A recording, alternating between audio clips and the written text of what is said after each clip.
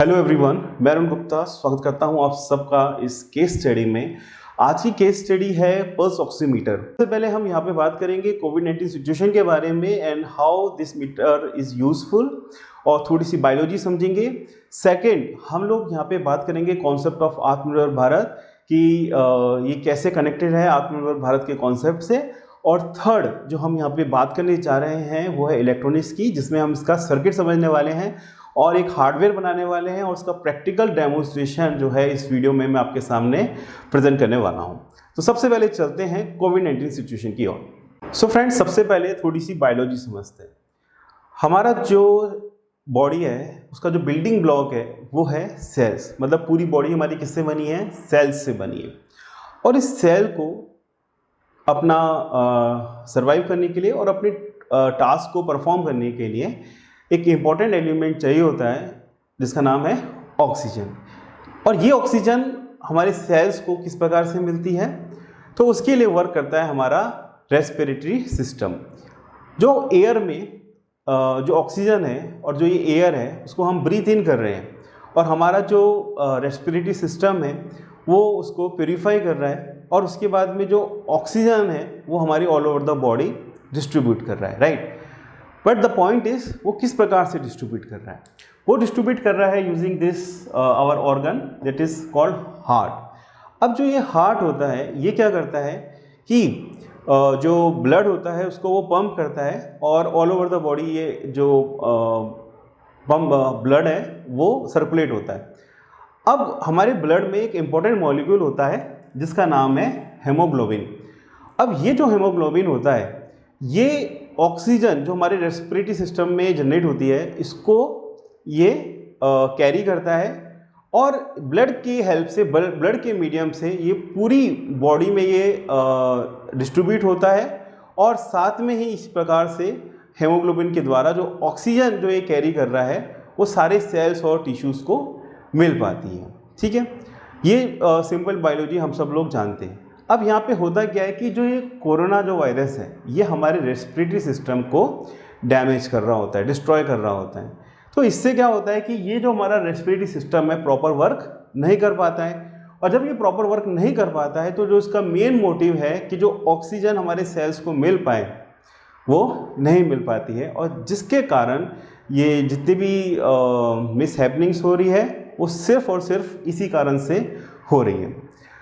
अब जो ये पल्स ऑक्सीमीटर है वो क्या करता है? पल्स ऑक्सीमीटर हमारे ऑक्सीजन लेवल को मॉनिटर करता है, और डॉक्टर्स को इसकी हेल्प से मालूम पड़ता है कि कौन सी मेडिसिन लेनी है, क्या करेक्टिव मेजर लेने हैं, कौन सी वैक्सीन लगानी है, और उस प्रकार से वो जो भी करेक्टिव एक्शन है वो लेते हैं। तो यहाँ पे हमने इसकी बायोलॉजी समझ ली है। अब हम आगे चलते हैं। सो फ्रेंड्स, दूसरी जो हम यहाँ पे बात कर रहे हैं वो कर रहे हैं हम आत्मनिर्भर भारत के बारे में। तो देखिए, जैसा आप जानते हैं कि जितने भी ये पल्स ऑक्सीमीटर्स हैं या फिर जो भी मेडिकल इलेक्ट्रॉनिक्स के प्रोडक्ट्स हैं या फिर इन जनरल जितने भी इलेक्ट्रॉनिक्स के प्रोडक्ट्स हैं हम लोग चाइना से इंपोर्ट कर रहे हैं, right. And we should be thankful to China for providing us these medical equipments in a very affordable rate and in a evidence। तो इसके लिए हम धन्यवाद करना चाहते हैं चाइना को। But the thing is, what about आत्मनिर्भर भारत? सो वाई आत्मनिर्भर Bharat is important? Because financially ये फॉरेन एक्सचेंज जो है हमारा लॉस हो रहा है। सेकेंड बात सिक्योरिटी इश्यूज, एंड थर्ड बात इमरजेंसी। मतलब कि अगर हम डिपेंडेंट है किसी और कंट्री पे और हमारे यहाँ पे मैन्युफैक्चरिंग नहीं हो रही है तो इमरजेंसी में हम लोग जो है प्रॉब्लमेटिक सिचुएशन में फंस सकते हैं। और सबसे बड़ी बात, एक और पॉइंट है हमारा एम्प्लॉयमेंट। अगर हमारे ये जो प्रोडक्ट्स हैं ये हमारे इंडिया में बनते हैं तो ये एम्प्लॉयमेंट जनरेट करता है। तो ये 4 इंपॉर्टेंट फैक्टर्स हैं, ठीक है। तो अब यहाँ पे बात ये है कि ये जो चीज़ लिखी है हमने यहाँ पे मेड इन चाइना, इसको मैं कट करके इंडिया कैसे लिखना है, ठीक है। तो ये जो इंडिया लिखना है यहाँ पे, चाइना को कट करके यहाँ पे जो इंडिया लिखना है वो इतना आसान नहीं है, और उसके लिए जो रिस्पॉन्सिबल है वो आई थिंक होते हैं role of government agency, HR education ministry, HRD ministry, that is education ministry. Third, the engineering colleges, which includes top IITs, NITs, and all our prestigious colleges, and our electronics industries, and importantly our engineering students. So the thing is, why we have such a huge system, but after all we can't cut this China and write India here and make our country a आत्मनिर्भर भारत. सो यहाँ पे हम कुछ चर्चा करते हैं कि कौन कौन से वो पॉइंट्स हैं. सो फ्रेंड्स, अब बात करते हैं हम इश्यूज और सॉल्यूशंस. तो देखिए, ये टॉपिक क्या है, मल्टी डायमेंशनल है और इसमें काफ़ी इसके करेक्टिव मेजर्स हो सकते हैं, पर यहाँ पे हम बात करने वाले हैं एक important factor, and that is engineering student. तो जो इंजीनियरिंग स्टूडेंट है, और स्पेशली हम बात करें इलेक्ट्रॉनिक्स इंजीनियरिंग की, और वो इन फ्यूचर इन करियर अपना इलेक्ट्रॉनिक्स इंजीनियर वो नहीं बनता है, एज अ करियर उसको नहीं बनाता है, तो this is not only a loss to him और her, it is actually a loss to a whole nation, because this type of products are supposed to be designed and developed by them only, right?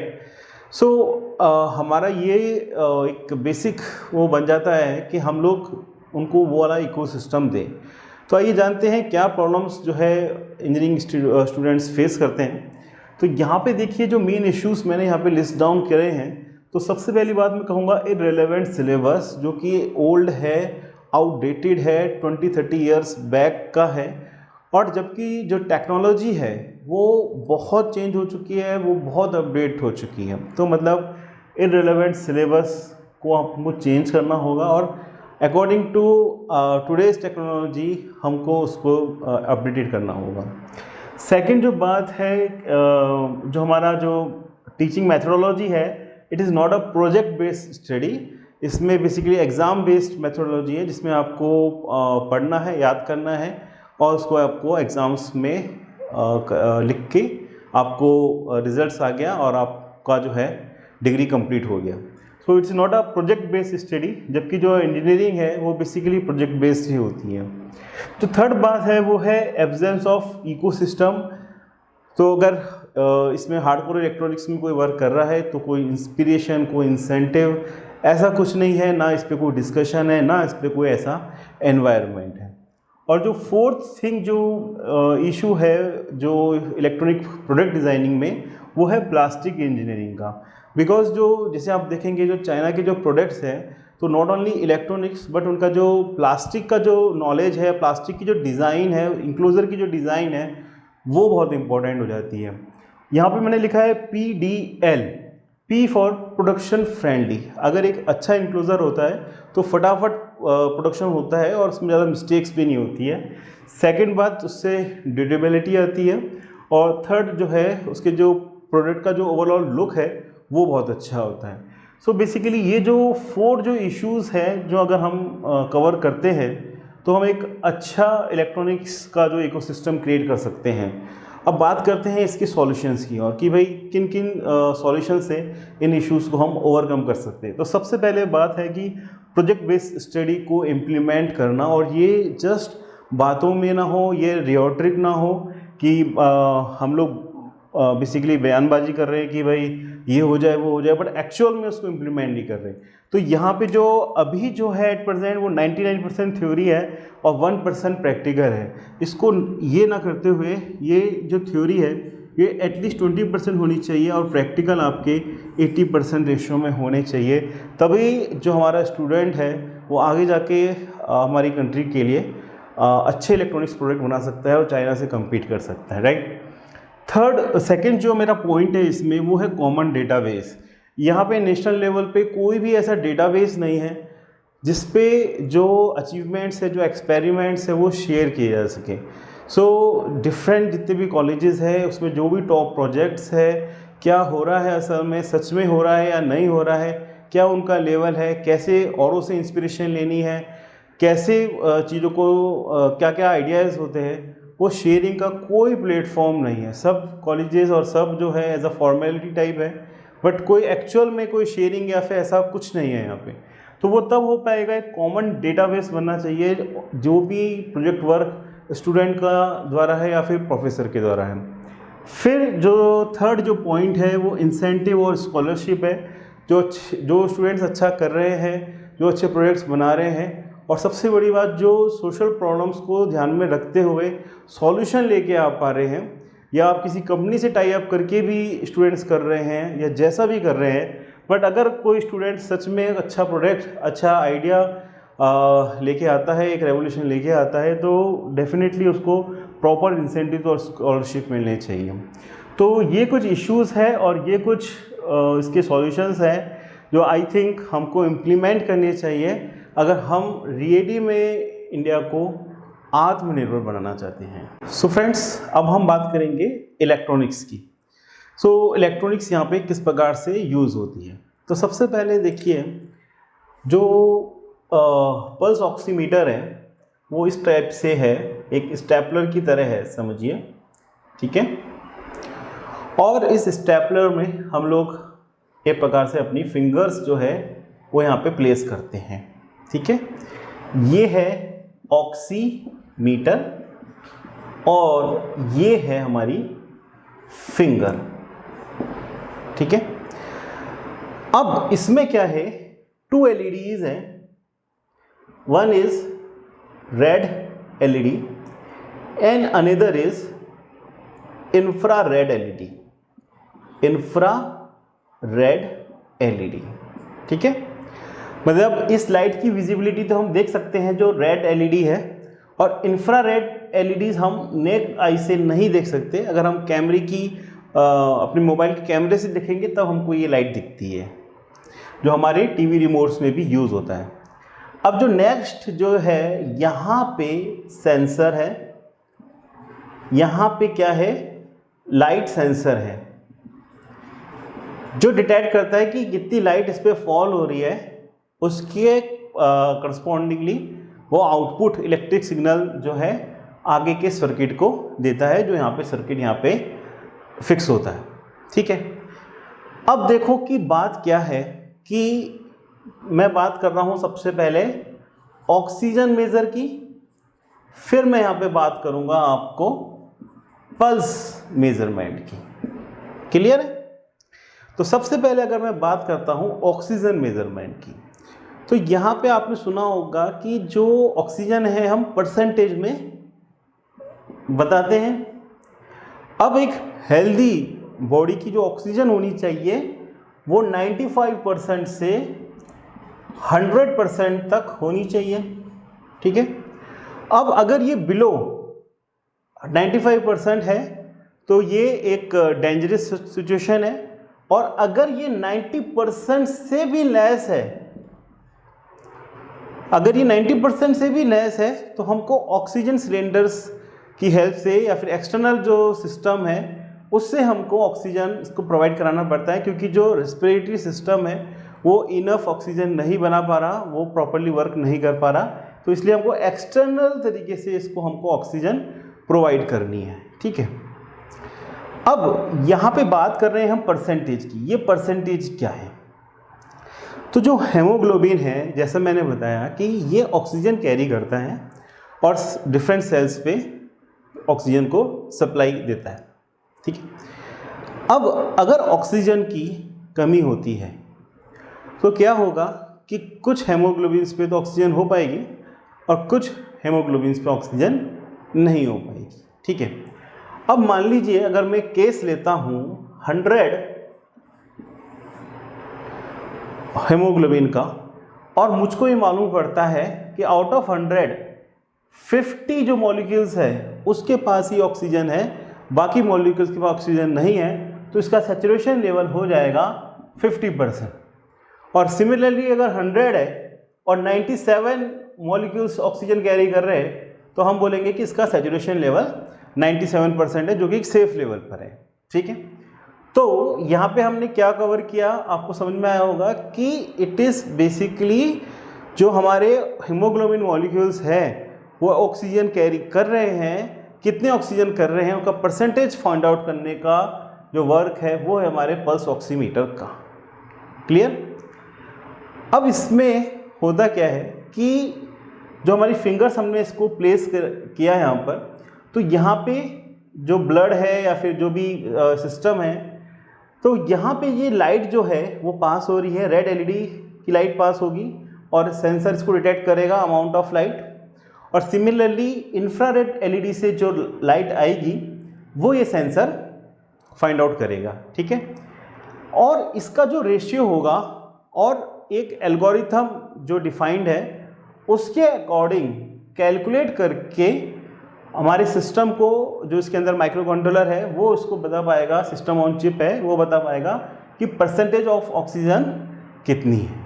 ठीक है, तो ये तो हमारा जो idea था about the oximeter. तो आई थिंक आपको क्लियर होगा कि ऑक्सीमीटर मेजर करने के लिए हेमोग्लोबिन की प्रॉपर्टी यूज़ हो रही है, और based on the percentage of haemoglobin carrying oxygen, जो डिफरेंट लाइट्स है वो डिफरेंट टाइप से जो है आउटपुट देगी इस सेंसर लाइट को। ठीक है, और उस एल्गोरिथम से हम कैलकुलेट करके परसेंटेज ऑफ ऑक्सीजन आपको बता रहे हैं। ठीक है, तो ये तो हमको क्लियर हुआ। अब नेक्स्ट जो बात है यहाँ पे वो है कि पल्स रेट। तो पल्स रेट मेजरमेंट कैसे करते हैं? ठीक है, तो देखिए पल्स रेट मेजरमेंट का जो टॉपिक है वो ये है कि जो हमारा जो हार्ट है वो मान लीजिए 72 टाइम्स जो है वो पंप कर रहा है और बीट्स जो है वो आ रही है 72 टाइम्स। ठीक है, अब होगा क्या कि यहाँ पे इंफ्रारेड एलईडी है और यहाँ पे एक सेंसर लाइट है, उसकी सेंसर है ना। अब देखो इसका सर्किट इस प्रकार से डिफाइंड है, एक थ्रेशोल्ड लेवल हमने दिया हुआ है, इसको इस प्रकार से सेट है कि जब नॉर्मल कंडीशन हुआ, फिर मैंने हार्ट को पंप किया। ठीक है, तो जो ब्लड का एक सर्कुलेशन इस पर आया, एक वेव्स आई। ठीक है, फिर उसके बाद में फिर नॉर्मल हुआ, फिर एक डिस्टर्बेंस आया, फिर एक डिस्टर्बेंस आया, फिर एक डिस्टर्बेंस आया। राइट, सो मैं आपसे ये कह रहा हूँ कि ये नॉर्मल कंडीशन है। जैसे ही हार्ट ने पंप किया तो एक वेव आई, एक डिस्टर्बेंस आया, फिर नॉर्मल हुआ, फिर डिस्टर्बेंस आया, फिर नॉर्मल आया, फिर डिस्टर्बेंस आया। राइट, अब अगर मैंने जो इंफ्रारेड एलईडी से लाइट देनी है यहाँ पे, अब यहाँ पे आप देखो कि जो एक ब्लड है उससे लाइट पास हो रही है। ठीक है, नॉर्मल कंडीशन में मान लीजिए फॉर एग्जांपल जो सेंसर को जो लाइट मिल रही है उसका जो आउटपुट है वो मान लीजिए है 20 मिली वोल्ट है फॉर एग्जांपल, और जैसे ही उसको डिस्टर्बेंस मिलता है तो एक सिग्नल मिलता है, तो डिस्टर्बेंस पे तो इसका आउटपुट जो है वो 15 मिली वोल्ट हो जाता है। ठीक है, सो ये जो डिफरेंस आया 20 मिली वोल्ट से 15 मिली वोल्ट पे डिप आया, तो हमारे सेंसर ने समझा कि भाई एक पल्स आई है। ठीक है, फिर उसने क्या किया कि जो नेक्स्ट पल्स आई फिर डिप आया, तो बेसिकली डिप्स आए। अब आप बोलेंगे कि जो हार्ट रेट है वो तो पर मिनट की होती है, मतलब 1 मिनट में मान लीजिए 72 टाइम्स जो है वो होती है, पर ये पल्स ऑक्सीमीटर जो हमको रिस्पॉन्ड करता है वो आई थिंक 5 सेकेंड में हमको पल्स रेट बता देता है। ठीक है, तो वो कैसे करता है? तो वो बेसिकली क्या होता है कि जो डिस्टर्बेंस आया और उसके बाद जो दूसरा डिस्टर्बेंस आया उसके बीच का जो है टाइम डिफरेंस निकाल लेता है। वो लाइक मिली सेकेंड्स में होता है। तो फर्स्ट डिस्टर्बेंस और सेकंड डिस्टर्बेंस के बीच में टाइम डिफरेंस निकाला, जो प्रोग्रामिंग चिप जो है वो उस टाइम डिफरेंस को मेज़र कर लेती है और उसको कि इतने माइक्रोसेकंड में जो टाइम पीरियड है वो इतना है, तो अगर 1 मिनट होगा यानी कि इतना 60 सेकेंड्स का अगर इंटरवल होगा तो ये कितने होंगे, तो उस टाइम पीरियड से डिवाइड करके मुझको मिल जाती है number of pulses in a minute. तो ये बेसिकली थ्योरी है हमारी कि ये पल्स और ऑक्सीमीटर कैसे काम करता है। एक बार मैं फिर रिपीट कर देता हूँ। ऑक्सीमीटर जो है डिपेंड करता है कि हेमोग्लोबिन कितनी ऑक्सीजन कैरी कर रहा है, और यहाँ पे जो रेड एलईडीज और इंफ्रारेड एलईडीज है यहाँ पे इसका सेंसर है।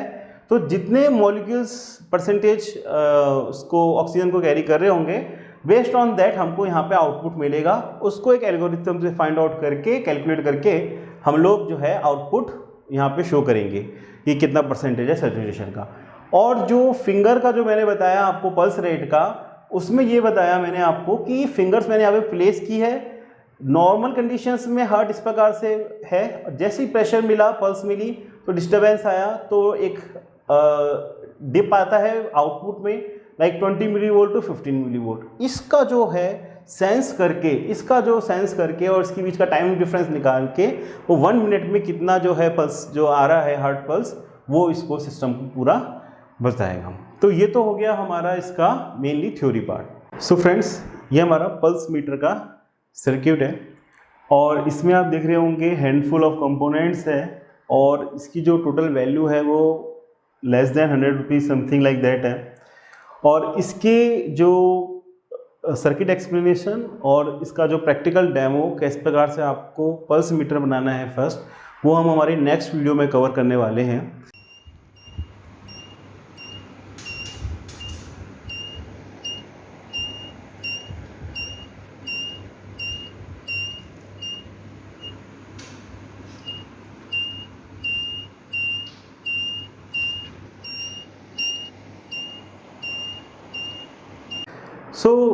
इस वीडियो में जिसमें हमने बात करी कोविड के बारे में और आत्मनिर्भर भारत के बारे में और इसकी जो इलेक्ट्रॉनिक्स और बेसिक प्रिंसिपल है, इस वीडियो में हमने समझा। तो फ्रेंड्स, आई थिंक आप एग्री करते होंगे जो मैंने काफ़ी सारी बातें इस वीडियो में करी है। तो अगर आप एग्री करते हैं तो ज़रूर मुझको प्रोत्साहन के लिए आई एग्री ज़रूर आप कमेंट करें, या आपके अगर कोई सजेशन हो तो वो भी आप हमें बताएं। और आप कोशिश कीजिए ये जो वीडियो है ये आपके फ्रेंड सर्कल में, अपने रिलेटिव्स में, या फिर आपके जो भी कॉलेज के जो भी ग्रुप है उसमें आप ज़रूर शेयर करें इसको।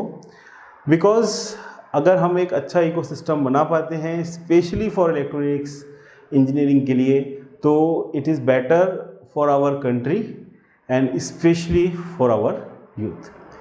Thanks for watching this presentation.